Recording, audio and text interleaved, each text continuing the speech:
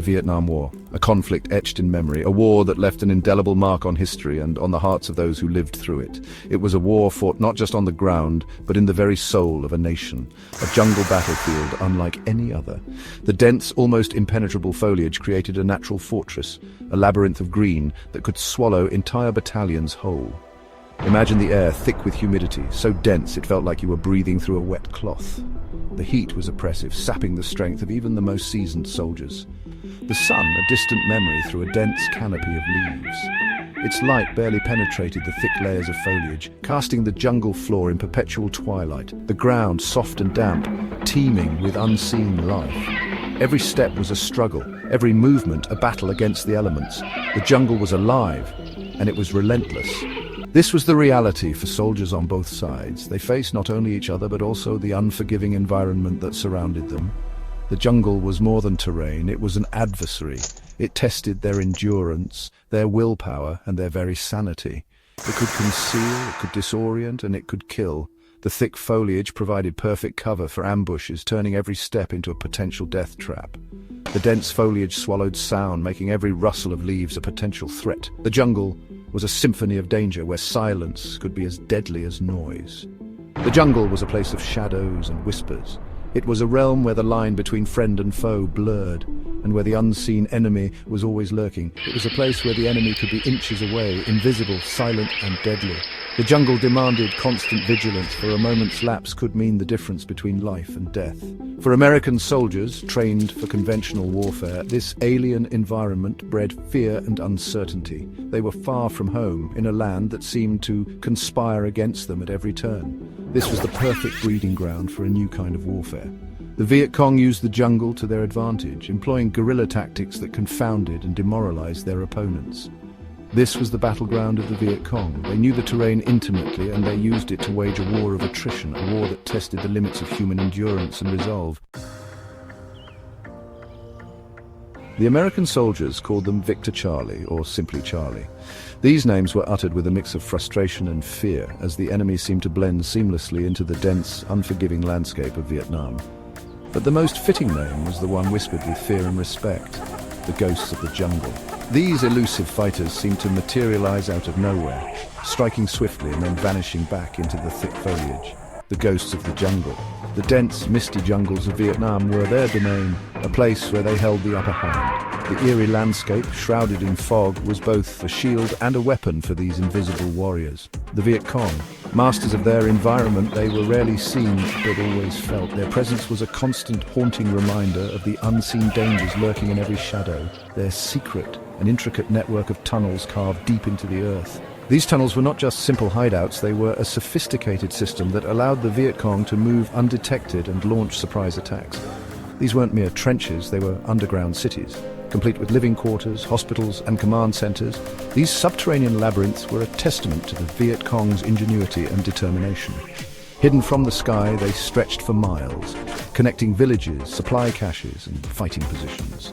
This extensive network allowed the Viet Cong to coordinate their efforts and sustain their operations over long periods. These tunnels were the Viet Cong's lifeline. They provided not only a means of transportation, but also a way to store supplies and communicate without detection. They provided shelter from the relentless bombing raids.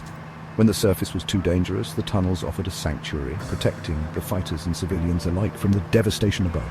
They allowed movement undetected, striking at the heart of enemy positions with chilling suddenness. Emerging from the ground like phantoms, the Viet Cong could launch attacks and then disappear, leaving their enemies bewildered and terrified. The tunnels were a testament to the Viet Cong's resilience and ingenuity. Built with simple tools and sheer determination, these underground networks were a marvel of wartime engineering. They were a symbol of the enemy's unwavering commitment to their cause. Every tunnel dug, every inch of earth moved was a declaration of their resolve to fight on, no matter the odds. They were a maze of darkness and death, waiting to swallow the unsuspecting. Navigating these tunnels was a perilous task, fraught with the risk of traps and ambushes, a true testament to the deadly ingenuity of the Viet Cong. The Viet Cong's tactics were as elusive as the jungle itself. They moved silently through the dense foliage, blending seamlessly with their surroundings. Their intimate knowledge of the terrain allowed them to navigate the jungle with ease, setting traps and ambushes for their enemies. The jungle was not just their battlefield, it was their home, their sanctuary, and their greatest ally.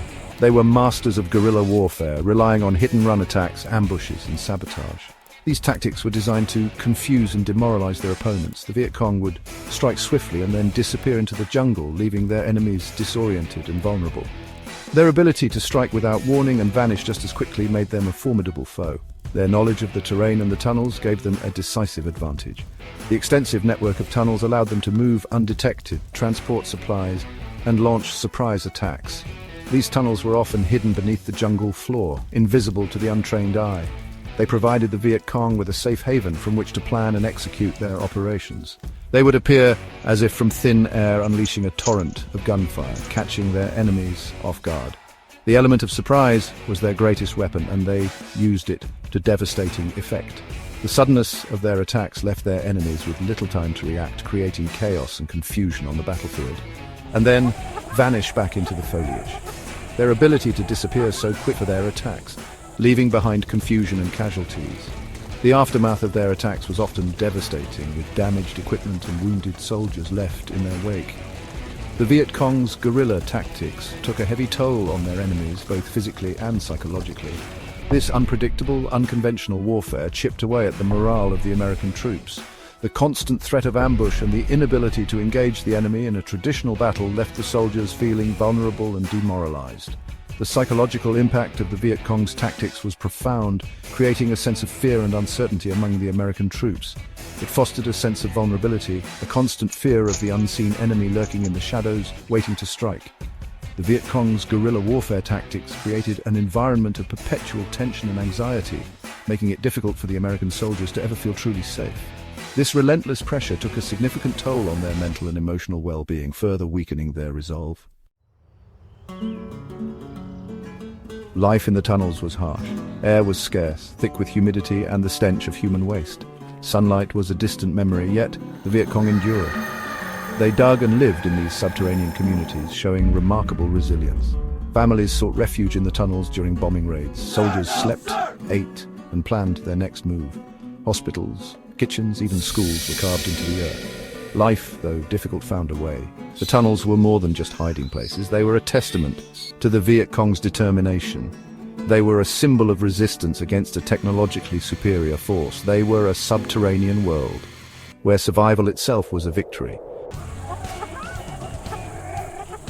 The jungle itself seemed to turn against the American soldiers. The Viet Cong were leaves or in camouflaged pits.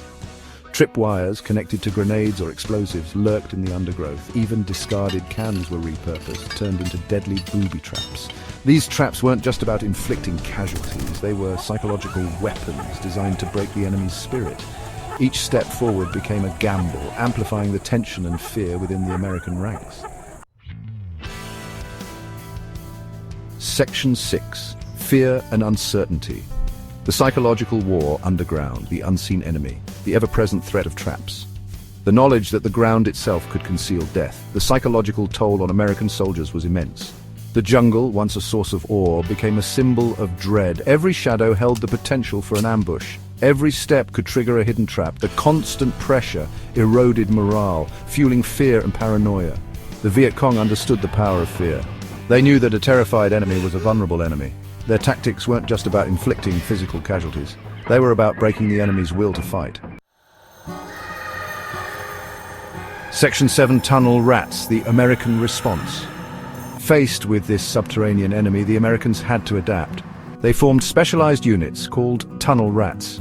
Volunteers tasked with the harrowing duty of entering and clearing the tunnels. Armed with only pistols, knives, and flashlights, these men descended into the darkness. They faced cramped tunnels, booby traps, and the constant threat of enemy encounters in close quarters.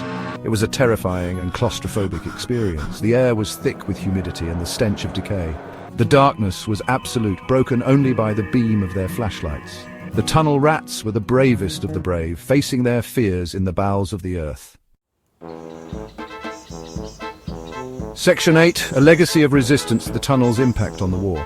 The Viet Cong's tunnel networks played a crucial role in the Vietnam War. They allowed a smaller, less equipped force to stand against a superpower. The tunnels were a symbol of their tenacity and their commitment